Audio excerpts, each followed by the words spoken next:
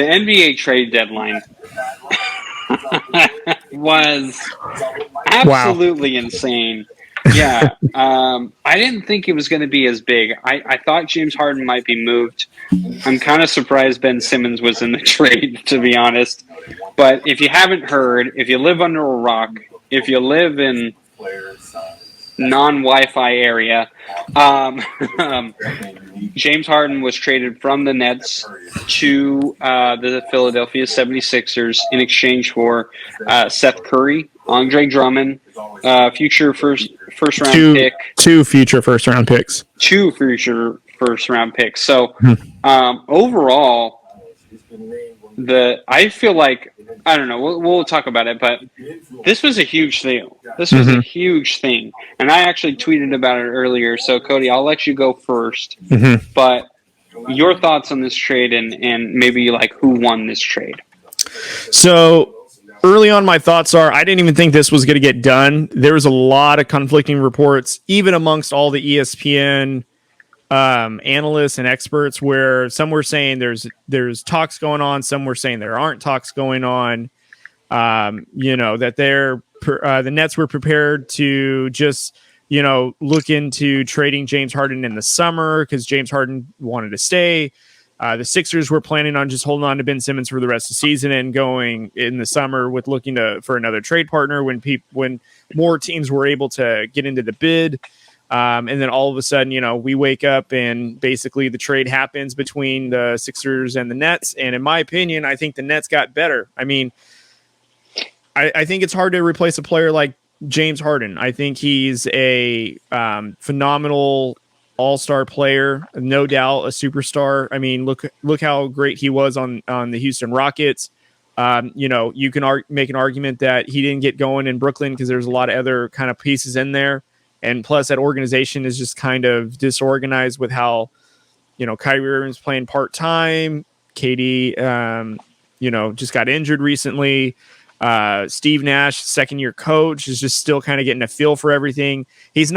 Steve Nash isn't panning out to like a Steve Kerr type of coach that like maybe the Nets were thinking that's got to happen. But in my opinion, I think the Nets won this. They're getting back Andre Drummond. They needed basically a second big who can collect rebounds. Seth Curry, who's basically, in my opinion, a better three-point shooter than James Harden.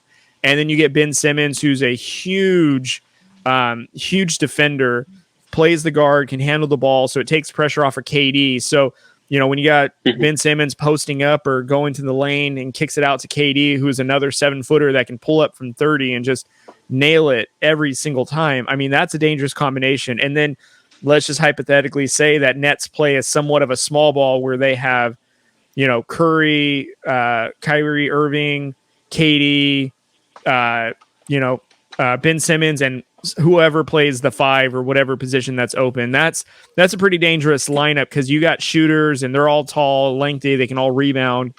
In my opinion, the Nets won this. I think the Sixers did get somewhat better because, yes, they give up Seth Curry and Andre Drummond, but they do get a phenomenal player like James Harden who probably will play really well with Embiid. But I think there's no doubt the Nets got better. But the thing is how is this coaching going to get them organized, ready to go? Because if we're talking about like teams that are probably, I think the Nets won the trade, but I think the Sixers are still the better team just because they have a far better head coach in Doc Rivers with Joel Embiid and now James Harden and the other talent they have around him with Tobias Harris.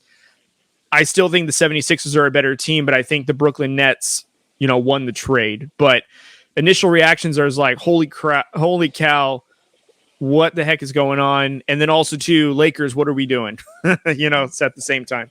So yeah, I tweeted about that. I think the Nets won this trade because getting Ben Simmons, I think Ben Simmons is going to a better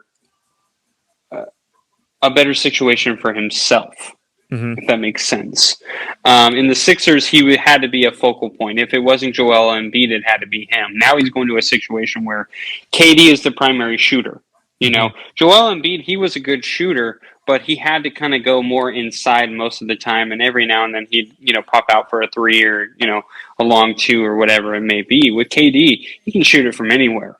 So you don't have to worry about KD. Then you have Kyrie Irving, who, I mean, let's be honest, we can disagree with, how good he, is he one of the best players?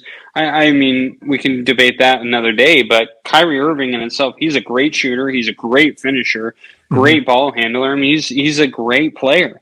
And he's a guy who can have the ball or not have the ball. As he proved that to be able to do that when he was in Cleveland with LeBron. So, Kyrie, I think, also takes pressure off of Ben Simmons. So now you have Ben Simmons who comes in. Now all he has to do is focus on defense. He can focus on going inside whenever he needs to. And he can focus on making those passes that he wants to make. And that's it. That's all he needs to do. I think the Nets get better with Andre Drummond. They were missing a rebounder. Now you have it. Seth Curry, you get that shooting that you're kind of missing with James Harden. Now, is he going to be as good as James Harden? Of course not. But when you have KD and Kyrie, you don't really need to. It's kind of nice not having to worry about putting another shooter in there. You know what I mean? Mm-hmm. He could be a spot guy where he just sits on a three, and once he gets open, boom, nails it. So yeah. I think this was a smart trade for the Nets. I think the Sixers are fine. Obviously, losing Andre Drummond and Seth Curry, honestly, for the Sixers is not that big of a deal. So gaining James Harden, who is a better shooter than both of those guys combined, James Harden is going to put a lot of pressure. Honestly, is going to take a lot of pressure off of Joel Embiid that he had been wanting that pressure taken off of when they had Ben Simmons.